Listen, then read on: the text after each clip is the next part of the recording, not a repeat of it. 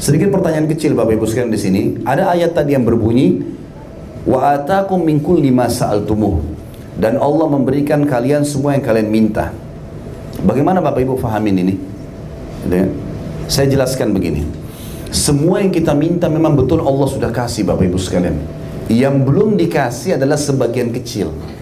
Contoh, tiap hari kita lapar nggak? Baik, laparnya hilang nggak? Kadang-kadang kita cuma bilang lapar. Baik, kita berusaha masuk ke toko, masuk ke restoran, makan, selesai. Berarti apa yang kita minta sama Allah, lapar. Hanya ucapan itu saja, dapat makanan. Haus kita tiap hari kan terjadi haus. Tapi hilang dahaga kita, haus. Allah berikan. Tiap hari, tiap saat kita butuh oksigen. Mata kita butuh cahaya, telinga kita butuh suara. Semuanya Allah kasih. Yang Allah belum kasih sebagian kecil. Sebagian kecil. Sebagian mungkin ada 1-2 permintaan yang Allah belum kasih. Itu pun kalau Allah tidak kasih, ada materi saya di YouTube judulnya Dahsyatnya Doa. Bapak Ibu kalau nonton itu 2 jam lebih saya ceramah tentang kadang-kadang Allah tidak kasih kepada seorang hamba kalau dia minta, itu justru karena Allah sayang sama dia. Ada contoh satu orang di Saudi, dia mau menikah sama seorang wanita, ini kisah nyata. Dia mau nikah sama seorang wanita, sudah melamar, sudah diterima. 3 bulan lagi sudah akad nikah. Laki-laki ini sangat suka sama perempuan ini kisah nyata. Kemudian setelah itu 2 bulan kalau tidak salah sebelum dia menikah, perempuan ini batalkan, nggak jadi nikah. Heran, tidak ada sebab. Padahal laki-laki ini orang soleh. Ini salah satu dosen di Ummul Quran namanya Dr. Muhammad yang menceritakannya. Saya dengarkan di kaset beliau dan sangat luar biasa kisahnya. Dia mengatakan, saya tahu orang ini.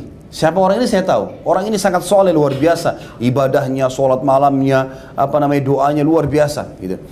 Teman saya dia bilang, waktu perempuan ini batalkan pernikahan, dia merengek-rengek sama Allah. Ya merengek ngerti ya? Jadi menangis-nangis minta sama Allah. Ya Allah kembalikan perempuan ini, saya suka ya Allah. Begitu terus. Kata Dr. Muhammad ini, sampai saya kalau ketemu sama dia, saking khusyuknya orang itu berdoa, sampai saya juga berdoa ya Allah kabulkan buat dia. Karena kasihan orang ini, luar biasa minta doa. Tapi ternyata Allah belum kasih Bapak Ibu sekalian. Belum dikasih. Sampai hari tanggal pernikahan yang batal itu, perempuan ini dilamar oleh laki-laki lain, menikah. Kata Dr. Muhammad, saya justru mengetahui nikmatnya Allah dan kasih sayang Allah kepada teman saya justru setelah perempuan itu nikah sama laki-laki lain. Ternyata setelah dia nikah, sebulan kemudian perempuan ini terdeteksi punya kanker payudara di sebelah kanan, dan itu harus dipotong payudaranya. Tidak bisa lagi cara lain. Bulan kedua, kanker menyebar ke payudara sebelah kiri, dipotong dua-duanya. 2 bulan nikah nggak punya payudara. Bulan ketiga, itu ada urat saraf di belakang otaknya, itu rusak, terganggu, membuat kedua matanya buta. Dan bulan keempat perempuan itu meninggal.